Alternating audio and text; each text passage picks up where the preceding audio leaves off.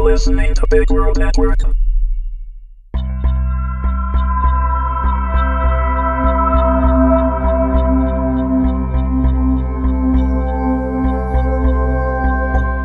Incubus, Season 5, Episode 11. Written and read by Amanda Meuwissen. The first thing Nathan was certain of was that Lindsay and Karis hadn't left in a car. There were no sounds of a nearby engine, the parking lot still and empty of stray people, leaving only the highway, and there hadn't been enough time for the pair to get that far. They also couldn't have risked using their wings in the open, but Nathan had to guess that using them somehow had to be their plan, since he couldn't see them walking anywhere either. That left only one option for a place to unfurl said wings and take off. The makeshift alley behind the restaurant, where a few other buildings converged. Nathan headed there without a second thought. "Nathan," Walter said as he appeared beside him, "much as I would like to caution you against this, would you like my assistance in locating the pair?" Nathan pulled the scanner out of his jacket. As he drew nearer to the mouth of the alley, the scanner started flashing. "Thanks, Walt, but I got this. I'll be careful." Walter nodded, remaining beside Nathan. As they made their way deeper into the alley, Nathan could barely see anything, but he hoped the two sex demons hadn't left yet, and were merely hidden somewhere in the darkness. Without many other options, despite knowing they had to be nearby if the scanner's blinking was any indication, Nathan opened his mouth to call out, "Nathan!" The blow came from Nathan's right, sudden and so brutal that his shoulder was only one small pop from being dislocated when he hit the wall, and his chest flared with familiar pain. The scanner fell from his grasp with an unfortunate clatter of parts. At first Nathan was pinned so hard he could barely breathe. Then he really couldn't breathe, because a grip like a vice was on his neck, and clearly didn't care about the damage it was causing. "Lindsay!" Nathan heard in Karis's light, concerned voice, but all Nathan could see was red, vibrant and fierce in front of his face. In hindsight, this may not have been the best idea. "Is this what you do, Sealgare?" Lindsay growled. "Is this how it works? You keep him around, keep him alive, and in turn he leads you to the rest of us? Is that it?" Much as Nathan wanted to say no, shake his head, anything, the hold on him was too tight. He wouldn't be conscious for long if this kept up. He tried to speak with his eyes, but he knew they were bulging, so he went with his emotions instead. He doubted Lindsay was paying attention, but he tried to emote, well, everything. That sure, he was angry, but he wasn't a seal, and he didn't mean them any harm. He cared for Sasha, a lot, and he really, really didn't feel like dying right now. "You're all the same," Lindsay said in a furious whisper, his breath hot on Nathan's face and fangs glinting. "You're just using him, biding your time until you kill him too." "Lindsay," Karis said again, softer this time but closer. "Please, if you'd only give this man a chance, you'd realize he doesn't want to hurt us." "He won't hurt us," Lindsay promised, though it sounded more like a threat. "Lindsay!" Things were getting hazy. Nathan felt his body growing limp, and he hated that he was so helpless. He thought he heard Walter's voice in the distance, but couldn't really focus on it. He started counting down the seconds to when he would be out, passed out and who knows what else afterwards. Therefore, it was almost more painful to suddenly be released, Nathan's throat burning and his entire body sore as he fell straight to the ground. Nathan was hauled up almost immediately, pinned again though not quite as harshly. If not for that hold, Nathan doubted he would be able to stand. He started to feel hands patting him down, and blinked unfocused at the white blur of Lindsay so close to him. "Dude," Nathan tried, even though it hurt to talk. "If you wanted to get frisky, you could have just said so." Lindsay huffed in response, and Nathan tried not to grimace when the incubus patted over his bandaged wounds. His hands traveled down Nathan's legs and discovered his hidden ankle blade. "Shit. Never leave home without it," Nathan said by way of explanation. "You expect me to believe you wouldn't have used this?" Lindsay replied sharply. Nathan could focus better now, and he stared right up into Lindsay's eyes that were once again acidic green. "Yeah, I do, 'cause I'm no seal, though I might have taken a swing with my fists, just for the bad Billy Idol impression." He flicked his eyes up over Lindsay's hair. Lindsay did not look amused, but he released Nathan finally and stepped back. Wavering a little, Nathan had to lean against the wall to keep from falling, but at least he could somewhat stand. "What do you want?" Lindsay demanded, tossing the blade over his shoulder to clatter on the dark ground beside the now broken scanner. "Did he send you out here like a coward? Huh? He can't defend himself." Nathan had to laugh. "I thought you knew him, or at least used to. No, Sasha didn't send me. Whatever you may think, we don't have any power over him. He's just helping us out. We're friends, not seals." "Friends who just happen to be fucking?" Lindsay shot back, looking Nathan up and down like he could smell Sasha all over him. He probably could. "So tell me, is that his trade-off, or yours?" Now this guy was getting on Nathan's nerves. He glanced to the side at Karis. "You actually put up with this?"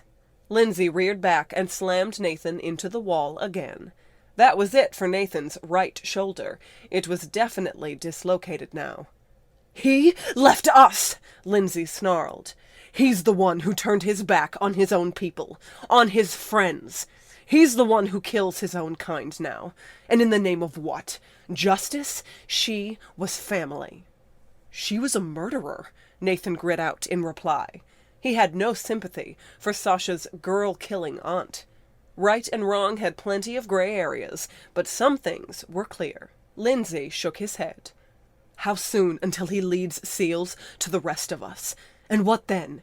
They kill us all and he gets a free pass? I know better. Humans who know about our kind can't be trusted. You say you're not a seal? But what else are you then?"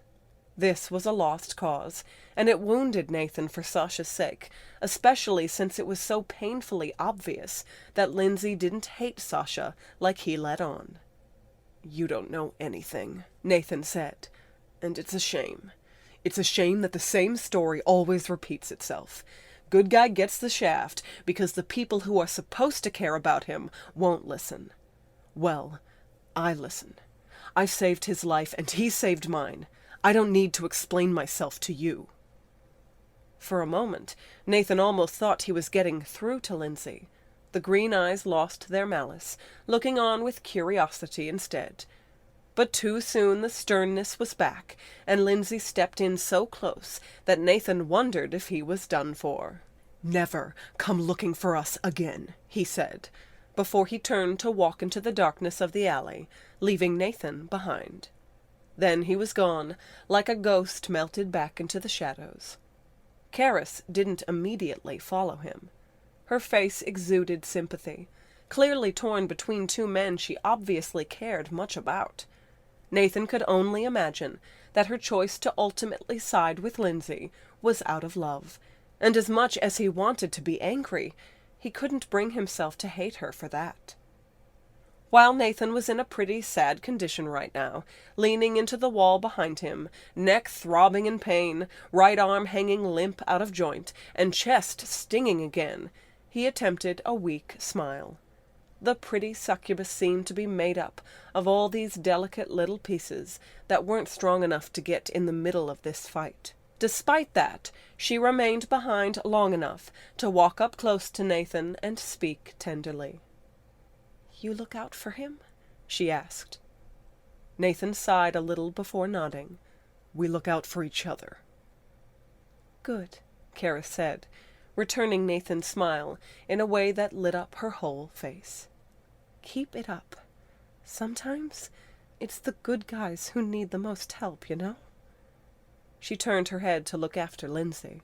"Yeah," Nathan said, reaching his left hand up to hold his right shoulder. "I know." Again, Karis didn't immediately leave, but leaned up and kissed Nathan on the cheek. When she did finally turn to follow after Lindsay, Nathan felt a small sense of accomplishment, despite his failures. "The others are approaching, Nathan. Are you all right?" Walter asked, stepping out of the shadows. Nathan managed to retrieve his ankle blade, though not the pieces of the scanner quite yet, before the sounds of running feet approached, and Jim and Sasha appeared from around the building. Both of them frantically looked Nathan over, taking in his injured state. He expected to be given a lot of shit for what he had done, but he also assumed it would mostly be wrapped in sympathy, considering how beat up he was. He was wrong. "What the hell were you thinking?" Sasha growled, his blue eyes shimmering in anger. "Lindsay could have killed you! Did you think you could make things better by hurting me more?" Jim looked just as upset at finding Nathan so beaten, but even he was slightly shocked by Sasha's anger. "I didn't ask you to come to my rescue," Sasha shouted in Nathan's face. "You had no right to interfere in this."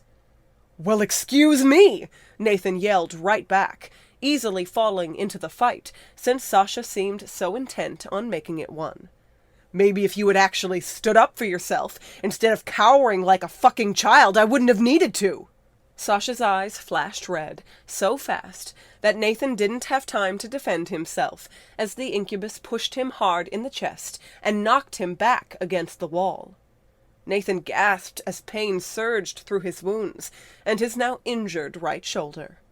"I don't need you to protect me," Sasha cried. "I'm not another brother for you to throw your life away for, Nathan." All the fight in Nathan instantly drained. His chest burned now, but not only because of the still tender wounds that had been struck by Sasha's blow. The weight of what Sasha had said hit the Incubus, and his glowing red eyes returned to blue. He stumbled back, staring in horror at Nathan, at Jim, at Nathan. I didn't mean that." "Yeah, I think you pretty much did," Nathan grumbled softly, feeling so heavy suddenly, like his body carried more weight than his bones could support. Sasha looked crushed, completely and utterly undone. Nathan's instincts told him to help, comfort, save, protect, make better, make okay, make right. Jim always told Nathan that he was too self-sacrificing, but did that have to be such a horrible thing? Jim was just standing there, still and silent, but Sasha was looking around frantically, like he felt trapped and just wanted to run. Nathan saw that very urge in Sasha's eyes, the belief that running was his best option. Running. Leaving. "Let's just go, okay?" Nathan said, trying to get Sasha to look him in the eyes again. "Okay," Sasha said, so softly that Nathan barely heard it. Nathan glanced at Jim as his brother carefully retrieved the fallen pieces of the scanner. Nathan hated when Jim looked like that. Empty. Jim was probably agonizing over all the ways he could blame himself for what had happened, and Nathan wanted him to stop. He wanted both of them to stop wearing these burdens on their backs when Nathan was more than willing to share the load. It would be okay. Somehow Nathan would make all of it okay again. He looked to Walter, but Walter's advice wasn't what Nathan wanted to hear. "Just give him some space, Nathan. Clearly there is a deeper issue for Sasha involving those two, and you are all on edge." No shit, but that didn't mean Nathan could just leave things alone. When they arrived back at the motel, Nathan was about ready to burst. He couldn't take this kind of unresolved silence, thick and hot, like walls encasing them. They were barely through the motel door when he grabbed Sasha's hand. "Hey, come on, cut this shit out. You need to talk about what happened, fine. We'll do that. But I need you to look at me." Jim was behind them, stuck halfway out the door because of how they had stopped. Pain, and something like guilt, was what Nathan saw when Sasha finally turned to look at him. The incubus's eyes were so wet that Nathan had to wonder if there had been tears shed in the car he hadn't seen. Sasha turned in Nathan's grip, twisting his arm so that Nathan had to let go. I think I just want to go to bed. Okay, sure, Nathan nodded. We'll just go to bed. Sasha's face cracked further into anguish, and he shook his head. Not we, Nathan. Just me. Just me in my room, and you two in yours. It wasn't as if they had spelled out how the sleeping arrangements would be now that they had left the gatehouse. They had gotten 2 rooms on instinct. But this felt like betrayal, like Sasha didn't trust him, and it filled Nathan with fire. Fine, Nathan said through clenched teeth. Do whatever. Sulk all fucking night for all I care. You want rid of me? I'm happy to oblige. Won't have to put up with me much longer anyway. Ignoring whatever calls there might have been made after him, Nathan pushed past Sasha into the motel and headed for his room. He didn't notice that Jim was right on his heels until he reached the room and slammed the door shut behind him, only to have Jim open it again a moment later. Nathan... You say anything to me, Jim, I'll knock your fucking teeth out, Nathan warned. He needed to work this out of his body, drown in the shower for a while, clean his wounds, and go to bed. He didn't want to deal with any of this. Achingly, Nathan slid out of his jacket, hissing as his dislocated shoulder jarred when the heavy fabric fell from it. He ignored Jim's concerned gasp now that the truth was revealed. Nathan just needed a wall to brace himself against. He didn't need sympathy. Walking toward the bathroom, Nathan grabbed onto the doorframe for support and prepared himself to just do this. But before he could, there was a gentle hand on his good shoulder. Nathan whipped his head up with a ready glare, but what he found was the most pitiable version of Jim's downturned puppy eyes he had yet seen. Jim didn't say anything. He simply turned Nathan toward him. Nathan took a deep breath and nodded. All it took was one good jerk, aided by Jim's superior strength, and Nathan's shoulder was back in place. It happened swift enough that Nathan only grunted and grit his teeth for a moment. He'd had worse. A weak thanks fell from his lips, and then he turned into the bathroom. The hot water felt good against Nathan's sore muscles, beating over his shoulders and down his back. The few stitches that had been ripped out on his chest stung, but the damage wasn't too bad. He held his whole face under the stream of water for a few minutes, near scalding as it was, and just tried to drown everything out. He pretended not to hear the muffled voices when Sasha came to the room, probably to get a few of his things that had been left behind. The eventual sound of the room's door opening and closing again just made Nathan angrier. Nathan emerged from the bathroom several minutes later, pulling on sleep pants and a t-shirt. He immediately started pacing, too wired to relax. Jim was sitting on his bed. He watched Nathan for a while before finally giving a loud sigh and calling, "Nathan." "What did I tell you?" Nathan snapped. Jim sighed again. "That you'll deck me if I say anything. No offense, Nate, but I'm not really feeling the threat right now. You're a basket case, and you're blazing a trail into the carpet. He's in room 109. Go talk to him." A huff left Nathan, like that was the very last thing he wanted to do right now. He kept pacing in front of the beds. "He didn't mean to hurt you, Nathan, and you didn't mean to hurt him.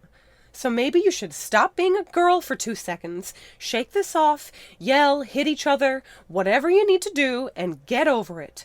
Sasha has some issues he's working through. Sometimes that means a person needs to be alone. But I don't think he should be alone right now, Nate. I'm really worried about him." Nathan stopped his pacing right in front of Jim, his brows furrowed, though any actual anger was quickly fading away. "Did you just call me a girl?" Jim breathed out a small laugh and shook his head. "Nathan." "I know," Nathan said, taking a few deep breaths to calm down and realize how right Jim was. They had bigger things to worry about, and there they were getting caught up in some petty argument. He shouldn't be alone. Probably starting up a marathon of brooding in there. I just wish he wasn't so damn stubborn. Sometimes I can't figure the guy out at all, you know? Jim's dark blue eyes turned patronizing. "Me? Oh, no, I don't know what it's like to live with someone like that at all," he said a little too sarcastically. "Bite me, Jesse James," Nathan grumbled.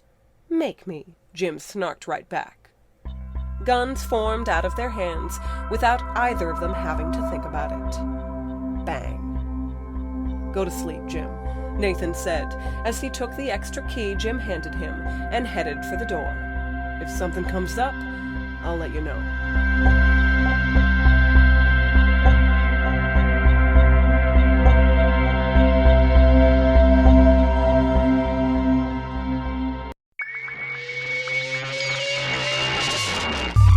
You're listening to Big World Network.